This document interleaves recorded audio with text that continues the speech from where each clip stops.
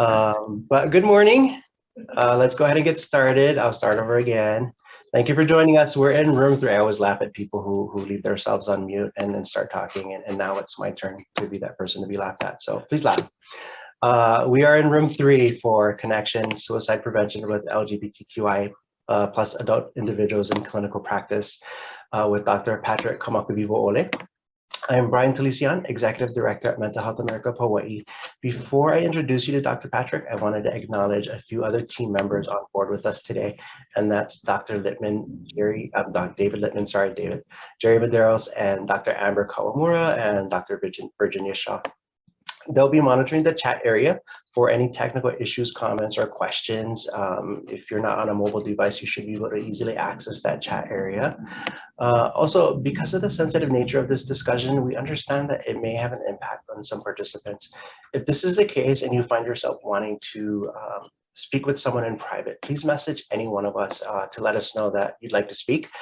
We do have a virtual area, we call it the virtual hallway, in which you can connect with our resource folks, which for this session are Dr. Kawamura and Dr. Shaw. Now I have the honor of introducing you today to Dr. Patrick Kamakawiwo. Dr. Patrick, who is actually a dear personal friend of mine, going way back to the mid-1900s, who was raised in Monolani Heights on Oahu. Dr. Patrick feels fortunate to have attended Kamehameha School's Kapalama campus, University of Hawaii at Manoa, University of San Francisco American School of Professional Psychology, and Argosy University of Honolulu. Dr. Patrick began working in the 1990s, back when we met actually in the field of HIV/AIDS as a therapist in San Francisco, and he continued that work as a prevention outreach worker at the Life Foundation in Honolulu. He worked as a clinical psychologist at the University of Hawaii Counseling Center, as an associate professor of psychology at Argosy University, and is currently in a thriving full-time practice that he has had since 2008. Dr. Patrick proudly works with a diverse clientele of adults focusing on identity development and holistic healing from humanistic and EFT perspectives. I'm not sure if that's tapping or but maybe you can explain that, Dr. Patrick. Sure. The floor is yours. Great. Aloha.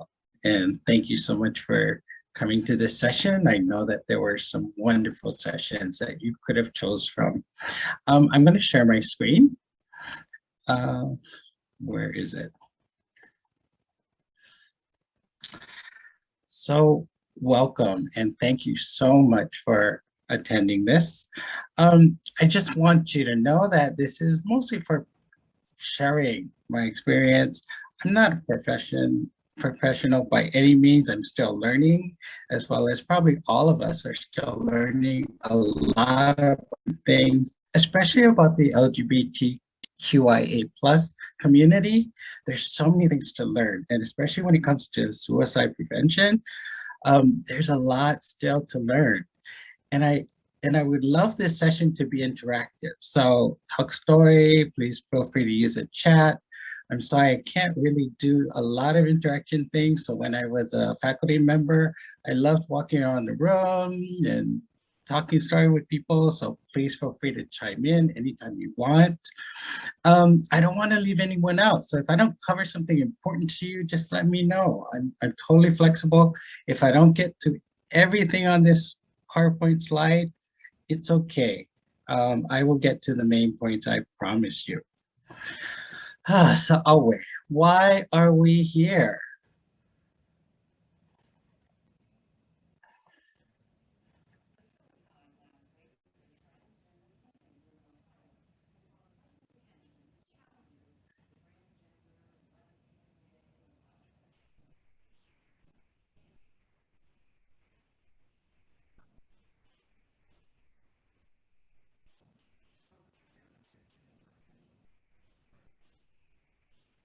Share that. Patrick, I'm not sure if you're showing a video or not, but we can't see it. Sorry about that. It's okay. I think when you share screen, there's like a little check marks back on the bottom portion of the, when you click share screen, and like it asks you if you want to share the audio and video as well or something along those lines. Okay, sorry about that. I No will problem. redo this one.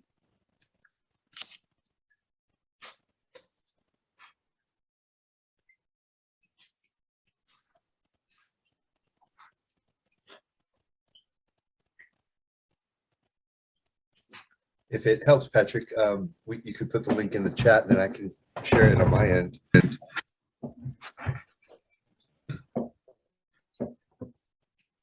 There we go. Oh, there it is. The suicide last week of a transgender teenager in Ohio has drawn heightened attention to the challenges that transgender and lesbian, gay, or bisexual young people face, and prompted something of a national conversation on the subject. Hari Srinivasan has our report. Hundreds gathered at a candlelight vigil in Columbus, Ohio this weekend in memory of transgender teenager Leela Alcorn. The 17-year-old who was born Joshua is believed to have killed herself late last month. Alcorn's story gained nationwide attention after a suicide note was posted posthumously on her Tumblr page. In it, she detailed her struggles with her identity and placed much of the blame on her devoutly Christian parents, who she claims refused to accept her. She wrote, "The only way I will rest in peace is if one day transgender people aren't treated the way I was. They're treated like humans with valid feelings and human rights." Alcorn said she was taken out of school and forced to attend so-called conversion therapy, where she was told to change her sexual orientation. In an interview with CNN last week, Leela's mother, Carla, said she loved her child unconditionally, but could not support her sexuality on religious grounds. During the interview, she referred to Alcorn using only male pronouns. Alcorn's death has sparked a groundswell of support, with many calling for a federal law to protect other transgender adolescents. I hope that the conversation continues. We could have vigils every day from now until eternity, but if we're not actually trying to make changes within the system and within the institution, then I think we're going to continue to have, children that take their lives. Meanwhile, on Twitter, users shared support and their own stories of hardship with the hashtag #RealLiveTransAdult. And a Change.org petition calling for the banning of conversion therapy has nearly 300,000 signatures online. For more on the pressures...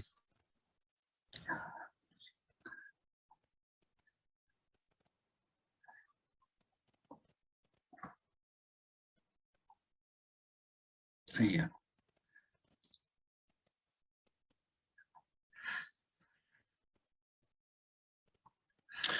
So I'm just going to run through some of this quickly. I'm not sure who is out there and what your knowledge base is, but as you can see, some of the things get all kind of mixed up in the LGBTQIA community. They were talking about a transgender individual, but then they were talking about sexual orientation. And so there's some differences, right? When we talk about sex genetics or sex non-reproductive and reproductive things, or sex as sexuality, gender and sex versus gender and norms. And then gender as in male or boy, female, girl, and then the pronouns, and then gender fluid or queer, non-binary, affection, sexual preference. And there's so many things for us to consider, but I put this out there because these are things that the LGBTQIA plus community are dealing with. And these are things to remember, that our personal biases, and we all have them, our perceptions that we grew up may mislead you. So try to remain curious as much as possible. So common things a lot of clients will tell me is, yeah, right? You're from here, right?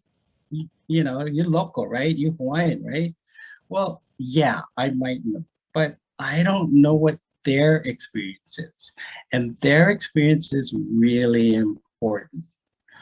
So what we do know is that a lot of the LGBTQIA plus community experience a lot of discrimination, prejudice, stigma, and that could be institutionalized, it could be historical, there could be a lot of socialization. So we weren't brought up with parents, or maybe today, some people are brought up with parents that are part of the LGBTQIA community, a lot of us weren't. So we grew up with no role models. And it's challenging to collect data about individuals and especially around the suicides, because we don't necessarily know unless there's any kind of indicators, right? So when a person dies, we can't tell what their sexual orientation or potentially maybe even their gender identity, depending on what stage of their transition they are in. So, but we do know about higher prevalence rates, and that's really important to remember, right? So when we look at Hawaii, and Hawaii has done a nice job of putting out some statistics, but we do know that there's so many things to consider, and Hawaii has done a nice job in putting out some statistics regarding what we have in the LGBTQIA plus community in their Hawaii Sexual and Gender Minority Health Reports. We do know that mental health, that there's significantly more adverse experiences within the LGBTQIA plus community. And that is important to recognize. While there might be some legitimate, and what I mean legitimate, I'm gonna say diagnosable, right? Diagnosable mental health issues. And we need to tease some of that out, right? So we can treat that.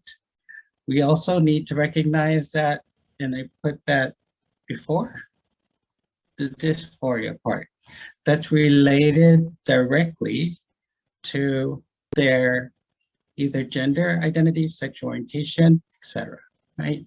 And sometimes those things in mental health practice is hard to tease out because they really look alike. But we do know that LGBTQIA plus communities have a lot more experiences with mental health issues, substance use issues, and they also report a lot of sadness and hopelessness. And we'll kind of get a little bit more into that. And then transgender individuals also had their separate report, which is wonderful, that they looked specifically at transgender individuals. And they also showed a lot of external factors as to why there's mental health issues, as why as far as they have some specific issues as to not completing school sometimes, or why they don't go to people for help. And these are important things to remember as far as how we're going to treat people. Any comments, questions so far? Patrick, we're still seeing, I'm not sure if you're showing slides, but we're still seeing the YouTube video page. Oh. Okay, I guess I'm not doing something right. You'll probably just want to stop sharing. When you start share again, make sure you're sharing either your whole screen or the application that you want to be sharing, the slideshow. Okay, sorry about that.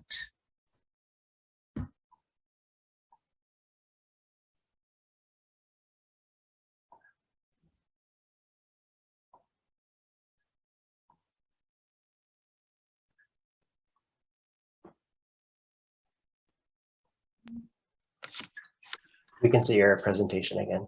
There you go. Thank you. So there's some myths, and I think that this is really important in any of our line of business, and especially what I deal with a lot in clinical practice is that, you know, there's a myth that it suddenly comes on. Well, you know, honestly, that's not necessarily true. It's that we don't often understand what the signs are, or what's also really, really true is that some of us have seen the signs. It's just that we don't know what to do with it, or we don't want to report it, that it's our loved ones, and we're really scared that if we report it, something's going to happen to them, and we're going to be blamed, and we're going to feel guilty about that, right? And that is a hard thing to deal with. That some of the myths are that they are selfish and they want to die, or that talking about it encourages suicide, and that they're always going to be suicidal. You know, these are all kinds of things that people believe about it. And these are all myths. And then there are risk factors. There's all kinds of risk factors that you need to pay attention to. Some of the more common ones that I see in practice would be other mood disorders, of course, substance use. And the things that I concentrate on is hopelessness, helplessness, stigma associated, and losses, trauma history. Definitely trauma history is a big part of what we see a lot of. And to be honest with you, and I'm welcome to hear any disagreements. I think in some ways we all have some kind of trauma. And I mean that in a general sense, that, you know, we're all made differently and we all experience things differently. And so it may not feel like Been there for a while. You okay? What's that? What may not feel like a trauma to me may be traumatic to you. And that's important to recognize, that your experience is really important. A lot of people talk about cultural and religious beliefs, and that's really important to understand and be there. So there are warning signs, and those are some things to really pay attention to. And these that can come over time. They can be quick, and it's really hard sometimes to really recognize it, especially if you're not paying attention. And so sometimes, you know, especially if we're not in our professional hats, it's so hard to recognize them, but there are a lot of signs. So for example, I don't know how many of you have heard on the news where they have said after something happened, oh yeah, I kind of recognize that that person was kind of sad. It's like, yeah, we do recognize things. Sometimes we don't think anything of it, or we don't want to get involved. And that be possible. So one of the theories, because of how I understand things, I started looking into this interpersonal psychological theory of suicide, which talks a lot about burdensomeness. And that is really important, that some people might think like, okay, I'm such a burden to other people or society. And I think that's really important when I think about the LGBTQIA+ community, that there is some message that I am not worthy, that society would be better without me. And that is such a deep feeling for some people, that there also is a sense of low belongingness or alienation. And this sense is not just for LGBTQIA+ communities, but this is also universal, that there are many different populations that really feel this. And I think from an attachment point of view, this is really prominent, that we all seek connections, we all seek belongingness. And that's really important to recognize, that belongingness and alienation is really important for survival for us. We need to look at lethality. And that's one of the important things, that there's a strong sense for us to preserve ourselves, right? So as somebody thinks about or is thinking about, thinking about or attempting suicide, they might not really complete that suicide. And so this strong sense of preserving themselves comes through. But the more times they're exposed to it, whether it's lethal or not, they may eventually succeed. And so this theory has some promising empirical evidence. So as I think about working with this community and I think about working in suicide prevention, I come from a humanist and a emotionally focused therapy. That's EFT, emotionally focused therapy, which is attachment-based and humanistic frames. I seek for existential kinds of issues. And that really helps me to understand, how do I help people that are suicidal? And one of the things that I looked for is Yalom, and he talks about meaning. And it's an interesting thing because we're always trying to find meaning in our life, or purpose, I guess, is another thing. And sometimes we can't do that.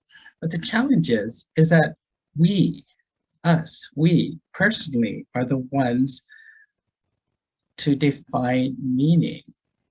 And sometimes, unfortunately, or maybe a lot of times, others define it for us. And that's really a challenge. Everyone talks about freedom. We're hearing about it today, our personal freedoms. And freedom is wonderful. However, freedom also comes with responsibility. And responsibilities can bring up a lot of anxiety. And that's the challenge about freedom, right? And that we can't avoid. But there is good things and bad things, right? That no matter how close we may get to other people, we ultimately are going to be alone someday, right? So isolation is a part of life. So we have to understand that. And so I really try to look at theory to help me to understand why people respond the way they do, and to understand that alienation, to understand that loneliness. And it's not for me to really understand it from my perspective, but really get it from their perspective, because I'm not the one that's going through it. So I can't put my biases on them. It's them going through it themselves. And as I think about LGBTQIA plus communities, the self theory is really important. And we all kind of know this one, like self-esteem, really important, what we believe about ourselves.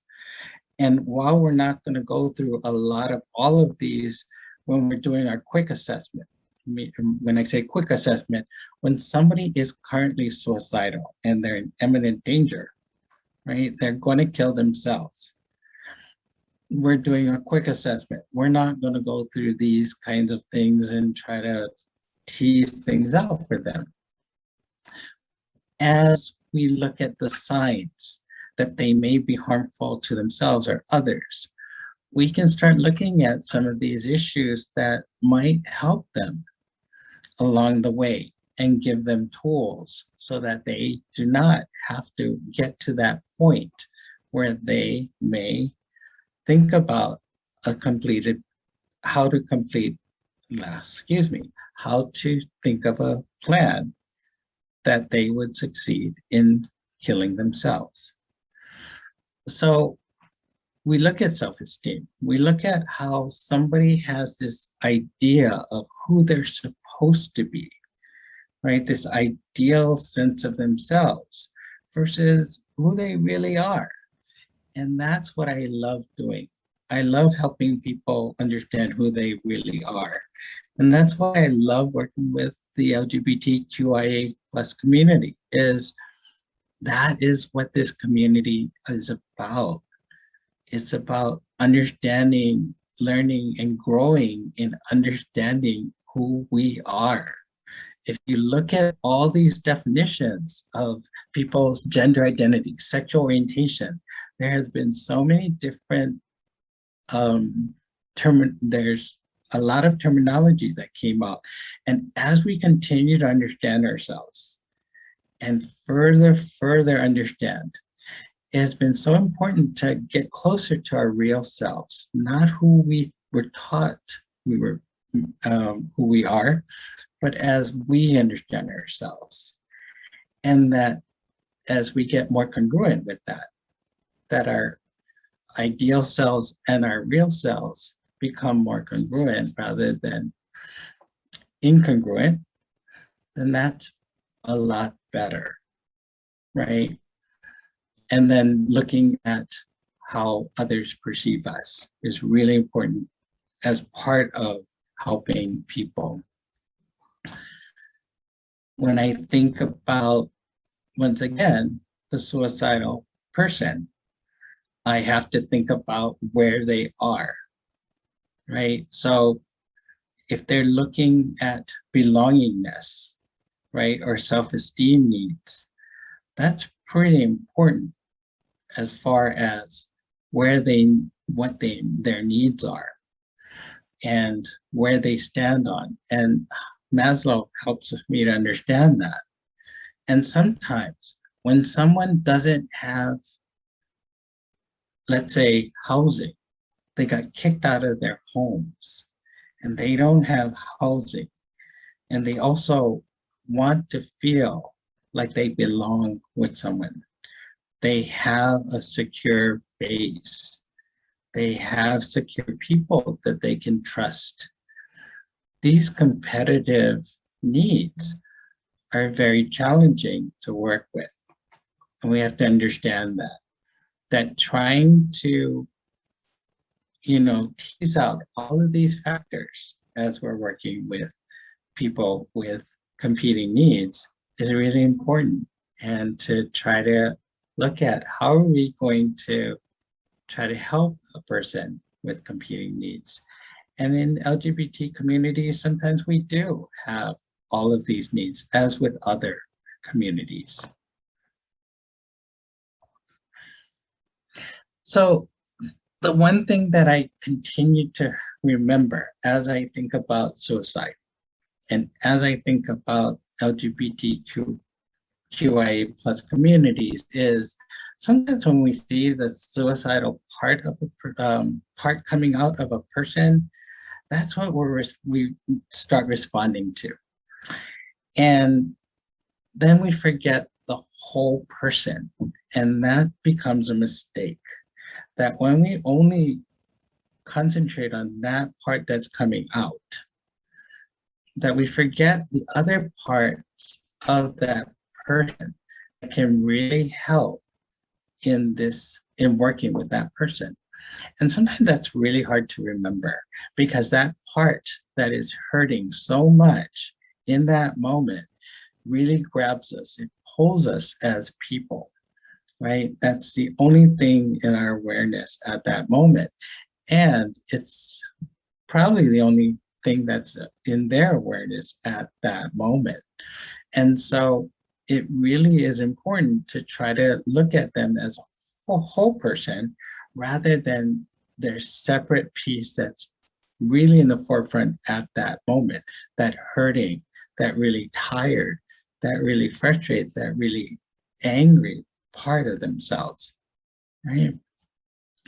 That even in that moment that they are hurting, even in that moment that they may be telling me, hey, doc, I am thinking of hurting myself. I have a gun, whatever they're saying, that I have to think that they are actualizing.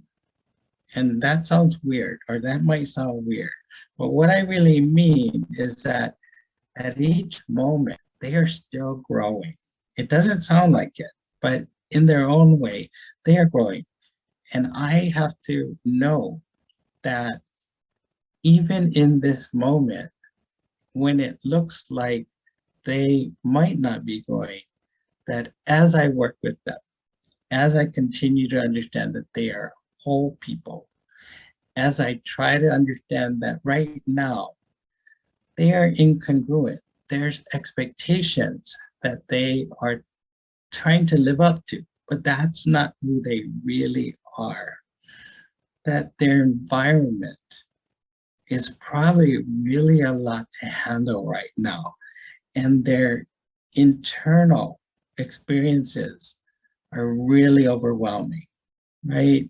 That right in front of me is this person that's really hurting. And for me to tune into that, and they are constantly growing, and that they are still really important. And I use humanism to really understand that and tune into them. So it's really important. I really try to remember all of these things that help me to tune into these individuals as much as I can, as clearly as I can, so that I can be the best person for them. The more congruent I can be with them, the easier it is for me to connect with them. And when I can connect with them, I have a better chance of potentially helping them with whatever challenges they're going through, right? Even if it means that I am going to understand if they are in imminent danger, which is part of my job. But that is important, that I understand if they're in imminent danger or not. And I need to continue to build our relationship in that moment as I'm making all of these choices. And so it's so important that I continue to nurture this relationship, that I continue to be empathic, that I continue to understand that the person in front of me is the most important person. What I love about tuning in from an attachment frame, which is what I'm integrating emotionally focused therapy in, is looking at how attachment is so important for survival, that we are all looking for connection. And connection is really important. We start off looking for connection, right? We start off with looking for connection with our families, right? So attachment is really important. And I think of it through ABCs. So A, we all want acceptance, right? Who doesn't? But we all want acceptance. And that's really important. B, belongingness. Somebody that really wants to know that they are so important to somebody else, that that's their person, or you're their person. They belong, they're part of, right? That C, I get comfort. I can be comforted, right? Everyone wants to be comforted. We just don't know how to comfort them sometimes. And S, safety. Physical, emotional safety. And that's huge, huge word, safety. It's hard to define sometimes. Sometimes we don't know what that means to us. And with clients, I have to figure that out, and that's a slow process, right? Some people never have experienced that. They are in, I can't think of the word, but they are in constant vigilance, right? So safety is so important for them. So one of the things we keep talking about is empathy, right? And empathy, there's so many different ways that we've learned about empathy. And one of the things Brene Brown says is they're willing to believe them as they see it. And I thought that was a really good way of looking at it. Some people say, be in their shoes and things like that. And sometimes it's hard to imagine. But if you can just be curious, like you're experiencing their story, like you're really listening to what they're saying, and try to take away your biases, that's going to be really important. I'm going to share one more thing with you.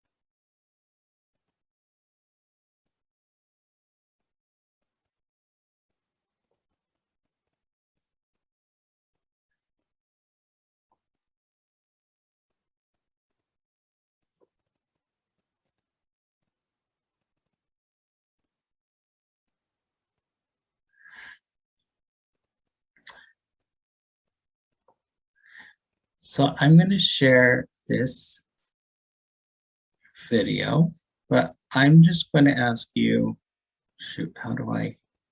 are you seeing my screen? Yes, we can see Lee Sung Chu.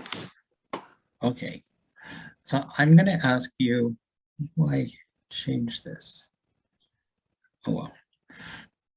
So I'm going to turn my camera off.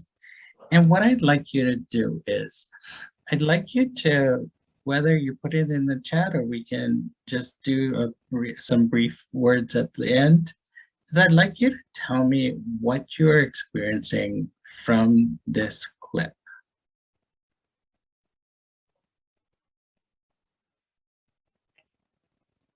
If you shop on Amazon, you should use this tool.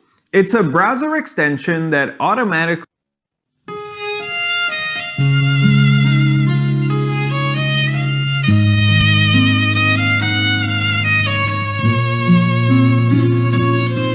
turn off the video.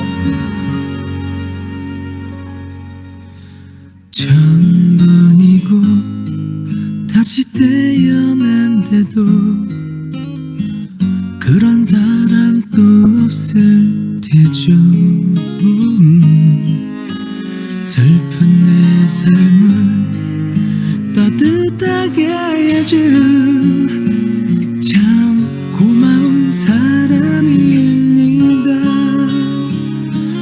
그런 그댈 위해서 나의 심장쯤이야 얼마든 아파도 좋은데 사랑이란 그 말은 못해도 먼 곳에서 이렇게 바라만 보아도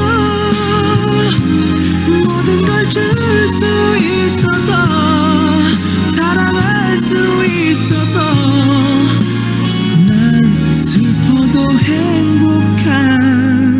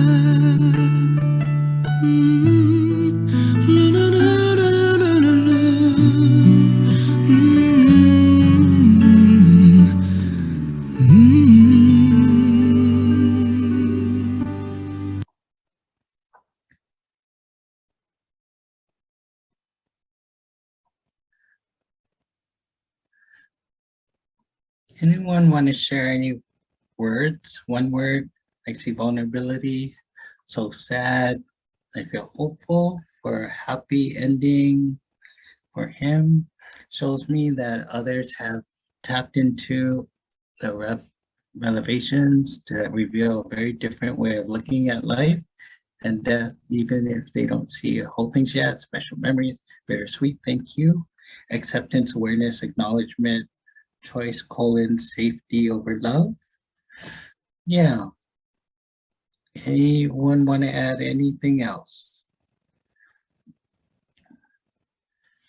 So to experience someone as they are, and I specifically put in language so you don't have your biases, but you can feel something, you can experience something that the other person is really important to just consider.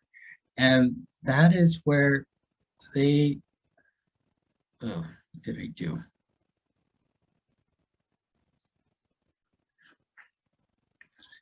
That's going to be really important when you're working with the LGBT community and especially with suicide.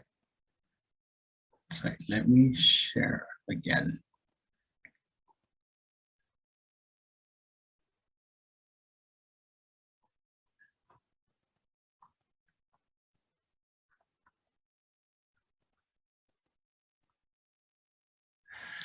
So what we do know, right? What we do know is no matter what, even if you don't know a theoretical perspective, we know that some common therapeutic relationship factors that are, that we know that work across theoretical perspectives. So you don't really need to go to school to be a doctor or anything, that we can learn that people really gravitate towards trust, warmth, empathy, understanding, acceptance, genuineness, kindness, that our relationship is really important in therapy. And so these things are really important when it comes down to how we're going to relate to people. And that becomes really important, that my relationship with my client when they are in crisis becomes one of the most important factors that I lean on. That if I didn't build that relationship, and relationships continuously build, that if we don't continue to build that relationship, we are not going to be able to help them when they really need it.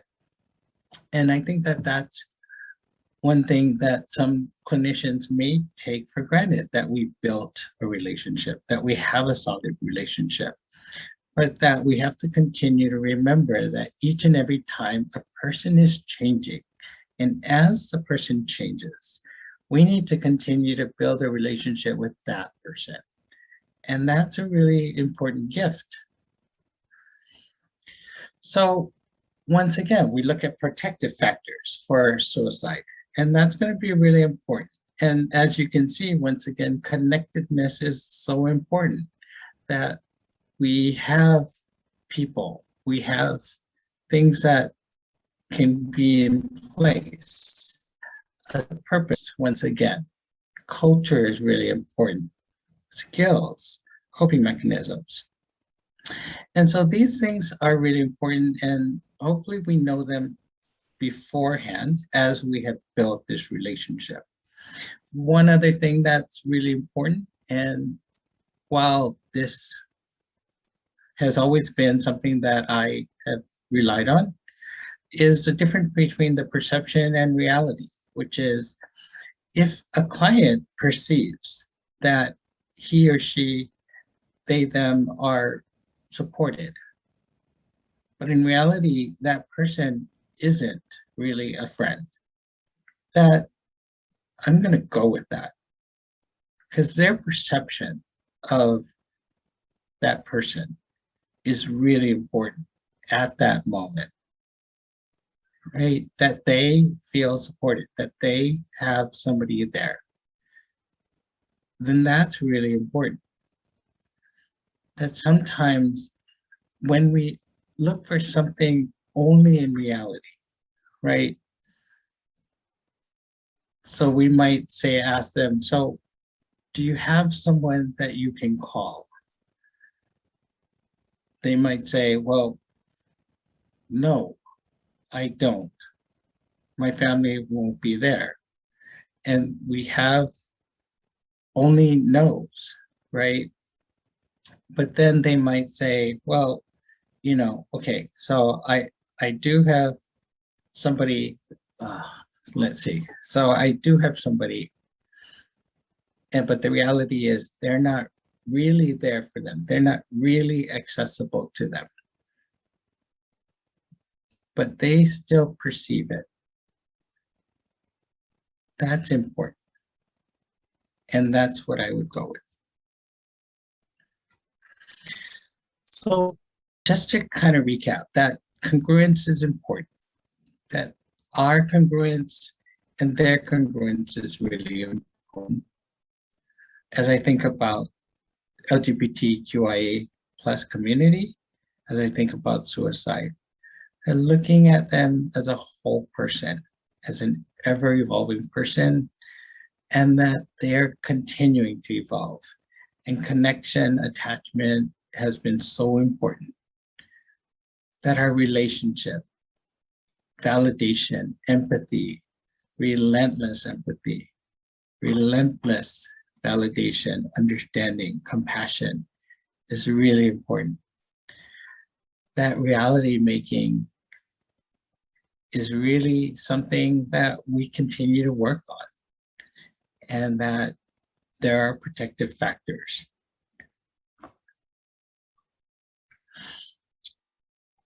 I want to leave some time for questions at the end, so I want to put this in. And one of these things I thought was really kind of cool, that this person wrote, if my son were gay, when, oh shoot, this is blocking me.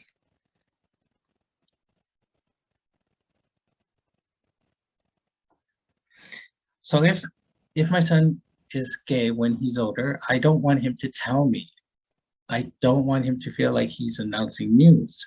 I don't want him to be scared or nervous. I want him to just bring home a boy and say, Mom, this is my boyfriend, just like he would a girl.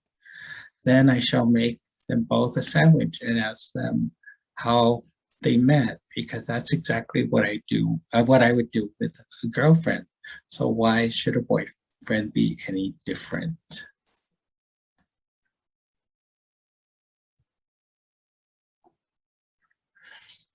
And so don't forget that healing the here is very important, that we sometimes forget about ourselves. And especially in situations where we're talking about suicide, we're talking about very important kind of situations that I don't know that anytime I've dealt with a suicidal situation that it hasn't been hard on my body. And that's been, I don't think that that's ever gone away, that you do need to take care of yourself. Hopefully you have the resources to help you, whether it be somebody, I have a debriefer. Debriefer is somebody that I can just let out anything to, my fears, the way I felt, anything, whatever it is. It's just somebody to just kind of let everything out. It can be anything. And then I want to debrief. I want to tell somebody professionally at my level, same level of experience, education, like what I did, and I need feedback, right? I need to know where my blind spots were. I need to have some feedback on what I did. And then I want to document it, right? Just like how we would document the suicide discussion and whatnot, I want to document, right? The consultation.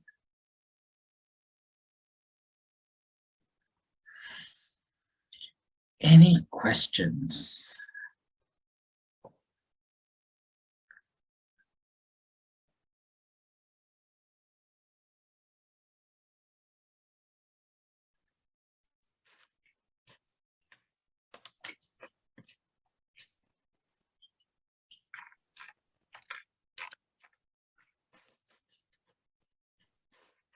If you folks have any questions for Dr. Patrick, please feel free to type them in the chat, or you're welcome to also unmute yourself and ask him verbally.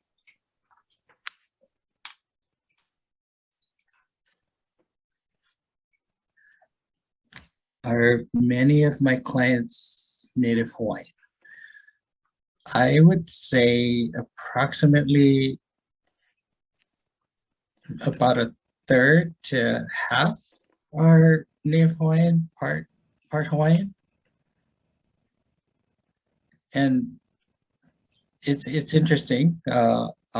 Because of my name, I think people are kind of attracted to me. So I think that's why I might have Native Hawaiian clients.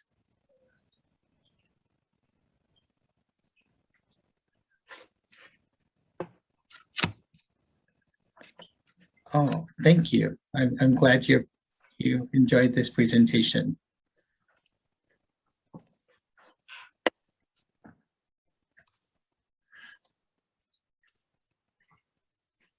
Patrick, this is really great. I love the emphasis on connection. You know, that's something that we promote here as well, the importance to connect. I remember just maybe 10 years ago, maybe a little bit longer, the message was around the LGBTQ plus community was to promote tolerance. And I remember thinking at that time as a gay man, it's like, I don't want to be tolerated. I mean, I've been tolerated my whole life, not for being gay, but for other reasons. But I wanted to be accepted, you know, and back then I didn't really understand the importance to connect or the need for that sort of connection. And I think in everything we do, it's important that we remember that we're designed to connect. And I think regardless of who we are as people, or how we live our lives, you know, I think that's one of the most important things that we can do to help each other is through connection. Yeah, I think as I mean, I feel learning and growing, and I'm glad I am. Yeah. But attachment, you know, I've learned attachment all through graduate school, and I've heard about it, you know, here and there, mostly about children. And that's where a lot of the research has been. But through emotionally focused therapy, which is started off, Sue Johnson started off with a couples model. And so throughout my career, I never wanted to work with couples. It was really hard, as some of you might be able to imagine. But through emotionally focused therapy, I'd say about half of my clientele are couples now, and I enjoy it. I really enjoy it. And the trying to look for the attachment needs, it can be challenging, but very rewarding. And to understand people from that perspective has been really helpful. So when I was thinking about this presentation, you know, I guess that's what came up for me rather than just, I guess, suicide strategies per se, or statistics or other things. Yeah. There's a couple more questions in the chat area. Oh.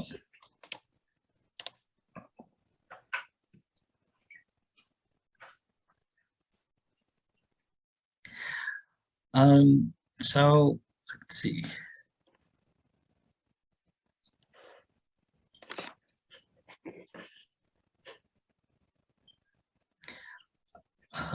Thank you. So yes, I can see them referring others who are in the, so while I don't identify myself as part of the LGBTQIA plus community per se, if needed, I will identify, but it's just not something that it's not that I'm ashamed. It's just something that is a part of me. So if somebody does need me to identify and that'll make them feel comfortable, I consider myself androsexual. I used to think that I was gay, but I think there's something about masculinity that kind of is more attractive to me. So it makes sense of why some women can be really attractive to me. is emotion focused therapy similar to solution focused? No, emotion focused therapy, it doesn't necessarily focus on emotions per se. What it is we focus on a cycle, and the cycle is looking at your thoughts, your behaviors, your secondary and primary emotions, but we really want to look at your attachment needs. And so it's a model that Sue Johnson created, and that's specifically what we look at within the behaviors, or within the perceptions. We look at how they're seeing themselves and how they're seeing each other, and we're constantly looking at this cycle.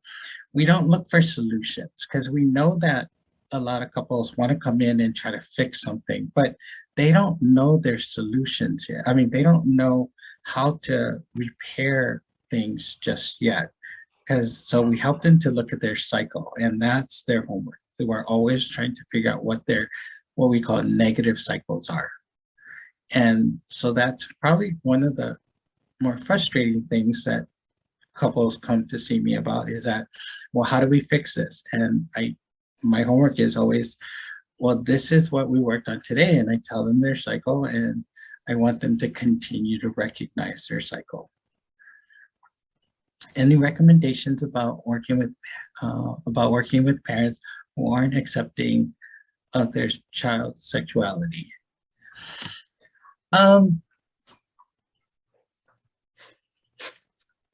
As far as resources, or as far as how to work with these parents who aren't accepting of their child's sexuality, I guess I would say that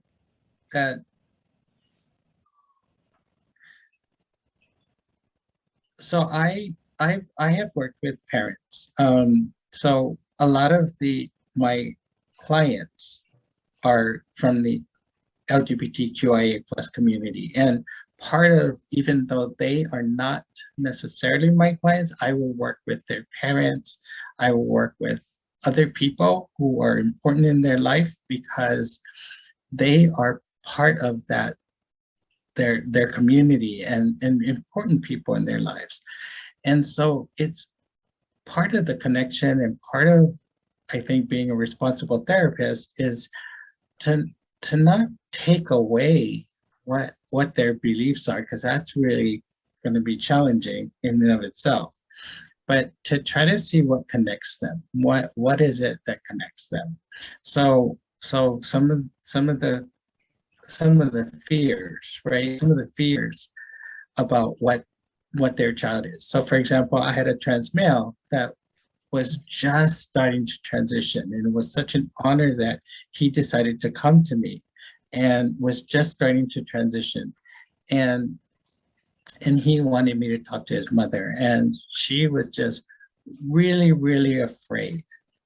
And so trying to connect that fear with their child's fear, and that they shared not a similar fear, but they were very afraid. And can they go through this process of fear together?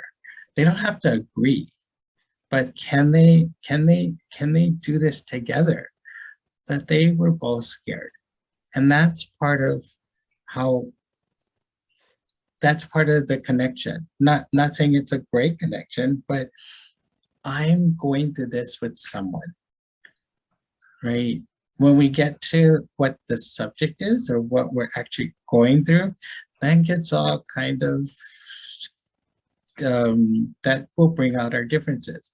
But if we concentrate on this fear that connects us, right, that we're both scared and we can be here for each other, then it really helped them to kind of have a different kind of connection.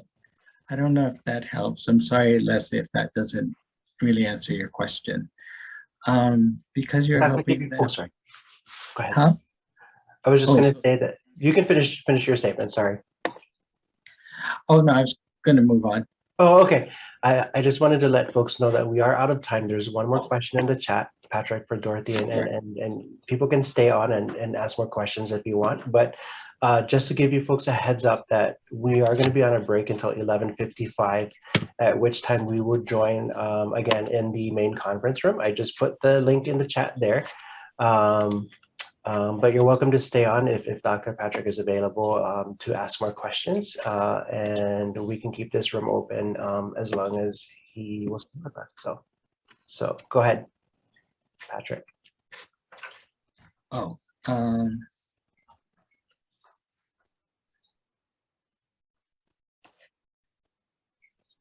thank you, Mary. I appreciate your comment. And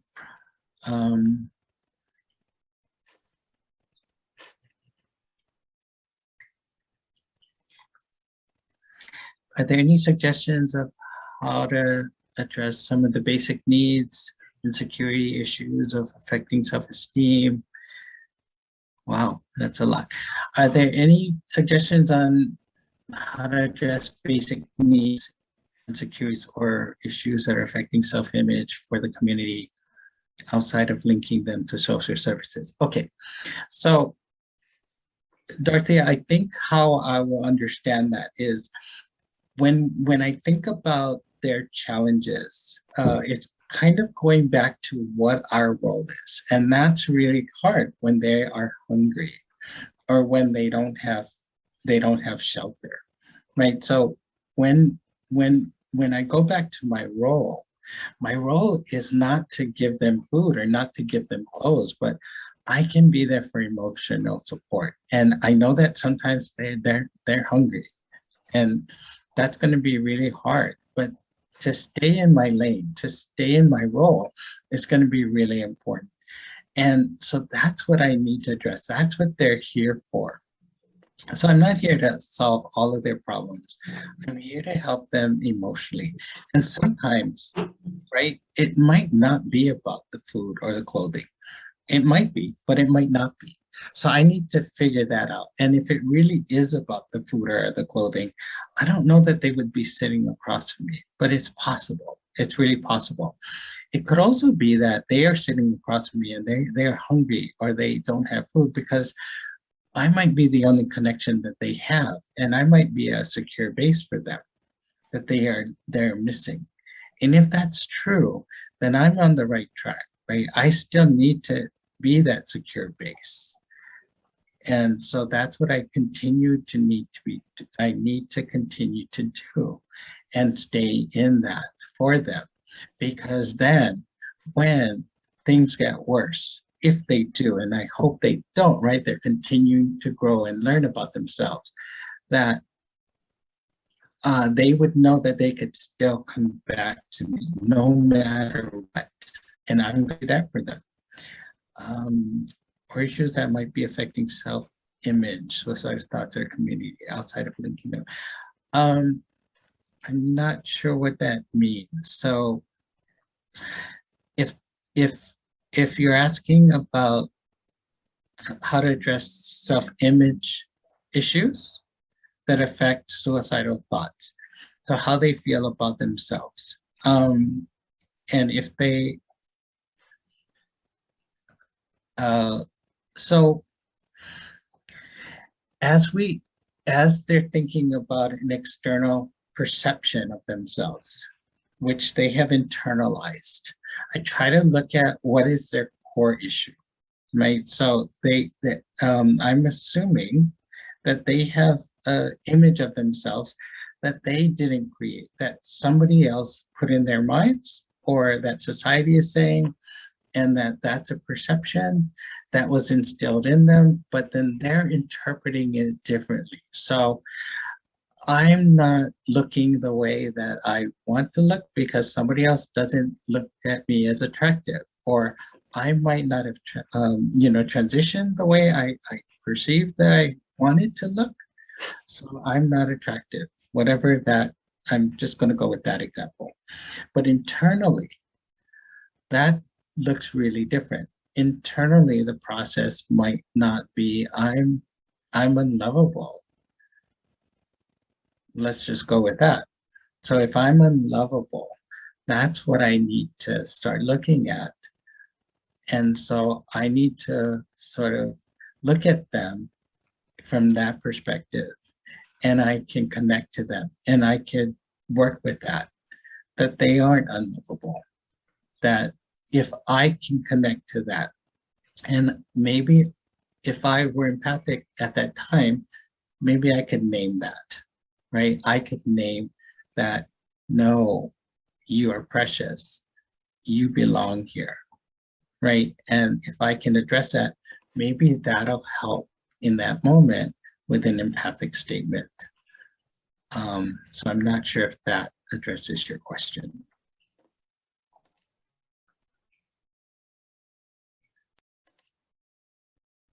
Any other questions for Dr. Kamakawiwo Ole?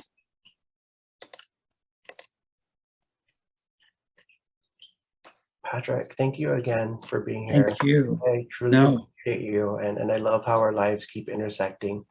me too. Really means a lot to me.